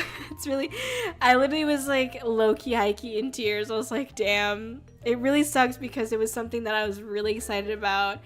I had been working towards for the last, almost 2 years, and now it's been kind of like taken away from me, which is so sick, dude. And I think that also spurred on like me thinking about things that I regret, because I'm like, what the fuck happened? I mean, it was out of my control. Ultimately, it was out of my control, but it's silly. I don't know. I'm not ready to talk about it yet still, but I know that I will eventually. Thank you for your patience with me as I try to navigate my feelings towards it still. But yeah. Anyway. I think that's it. There you go. Me. Regrets. Wow. Regretting a lot on VTubing. Wow. Yay. Cries. Alright, well, let me talk about some other announcements that we've got going on, because, that does exist, and I didn't talk about it earlier. Obviously, feel free to hop off if you have to go. Podcast was today. Thank you so much for coming by, everyone, and enjoying the stream. On Tuesday, I don't know what I'm doing yet, but I want to do the cursed food review, but I don't think I'll have time. I have like I don't know what to call it, but like someone reached out to me and wanted to do like, I don't know what to call it. It's not really like I don't know if it's an interview or what, but it's like something with, they wanted to do some kind of episode with Kōri, and I was like, cool, that's fine. And that's on Monday, so I don't think I'll have time between now and the 25th to like get to stream together, so sorry.